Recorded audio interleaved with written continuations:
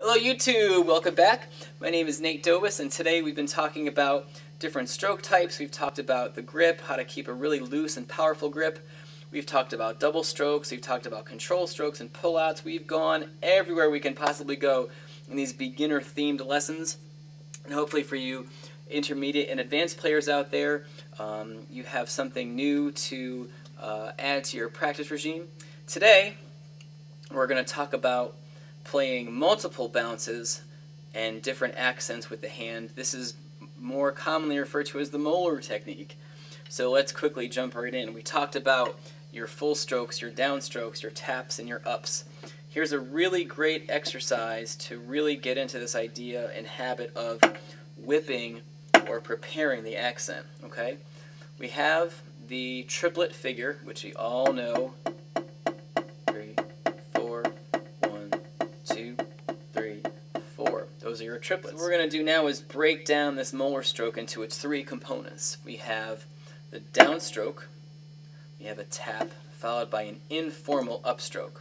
And when you're playing this upstroke at this slow tempo, it's okay if you want to really over-exaggerate that motion. Okay? In a real playing situation, you're not going to play this far out with your whipping motion, which is what the Moeller technique is based on, is that whip. The idea is to create as much power with as little effort as possible. So here's how we do that. Okay, so step one would be just to play triplets. 3 triplet, 4 triplet, 1 triplet, 2 triplet, triplet. Step two would be add a downstroke accent on the first partial of the triplet.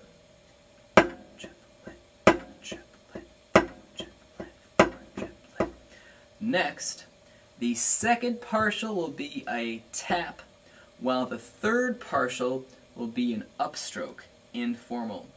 So here's what that looks like. We've got downstroke, followed by a tap, followed by an informal upstroke, back to a downstroke, to a tap, to an up. Okay? Step 4, apply that to our triplets. So we'll have this.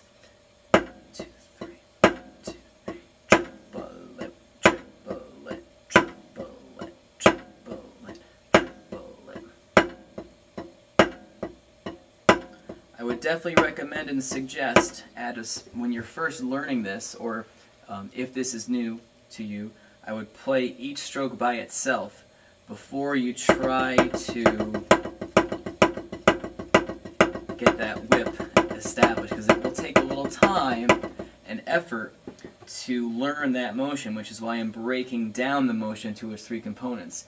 Now, more intermediate and advanced players who are more familiar with this Moeller technique, this is just a few tools to help you stay strong and consistent with your Moeller stroke, if that's what you're using in your playing. But again, for beginners, take it slow, play each stroke individually, and then once you're comfortable at that speed, the next logical thing to do would be to gradually speed up these tempos.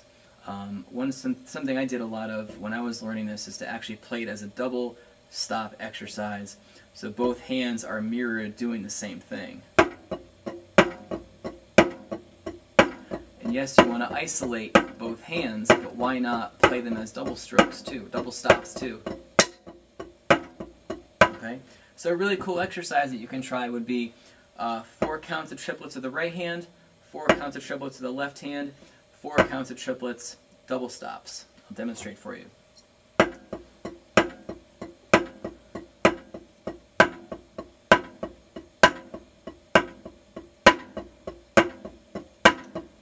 Back to the right hand, to the left, double strokes, double stops, sorry.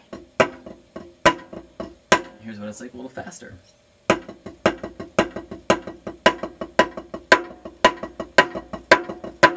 Again, you'll notice the motion is much smaller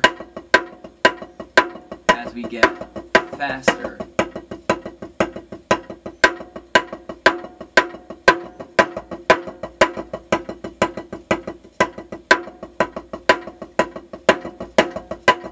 So that's a really quick overview on the different stroke types to help you develop that sense of whip for the Moeller technique. So be sure to practice that nice and slow, increase your speed, and you'll be playing Moeller in no time, and we'll see you on our next clip.